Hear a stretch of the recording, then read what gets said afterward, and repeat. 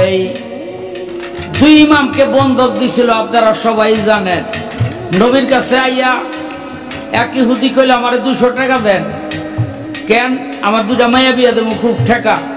আমার নবী হযরত আলীরে কয় 200 টাকা দিয়া দাও।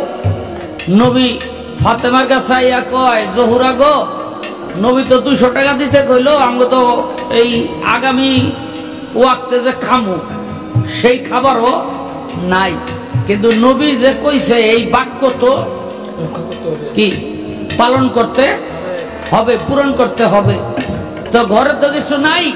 হযরত আলী কথা এক কাম করি, কয় কি আমার হাসান হোসেন আছে, কেউ কাছে বন্ধক রেখে আপাতত ঠেকাটা চালাই।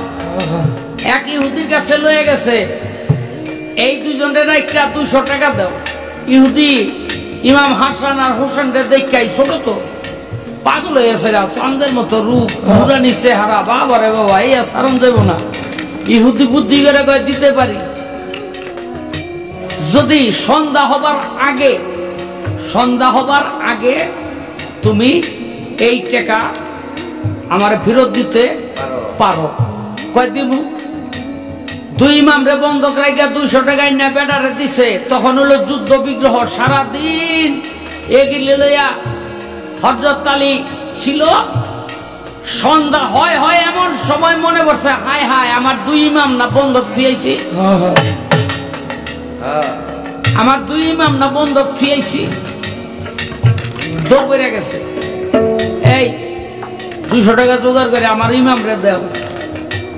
ওই ইহুদি কয় ওখানে কয়টা বাজে? চাইয়া দেহে রাত বাজে 8টা।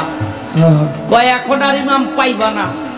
হযরত আলী ঘরের থেকে বাইর হইয়া একটা হায়দারি হাক মাইরা সূর্যকে ইশারা করছিল। সূর্য সঙ্গে সঙ্গে ডুবে ডুবে অবস্থা, প্রায় ডুবে গেছে। ঠিক এই সময় হাতের ইশারা পাইয়া একেবারে এইরকম বরাবর আইসা দাঁড়াই গেল। হযরত আলী ডাক দিয়া কয়, এই ইহুদি, সূর্য যদি ডুববাই যায় তাইলে সূর্য দেখা যায় কেন? ইহুদি ঘরের থেকে বাইরে যায়। ঠিকই, ইহুদি আশ্চর্য হয়ে গেল। সঙ্গে সঙ্গে ইহুদি হযরত আলীর পায়ে পড়া মুসলমান হয়ে গেল, যে সূর্যকে যে উঠা নামা করাইতে পারে, উঠাইতে নামাইতে পারে, সে সাধারণ কোন মানুষ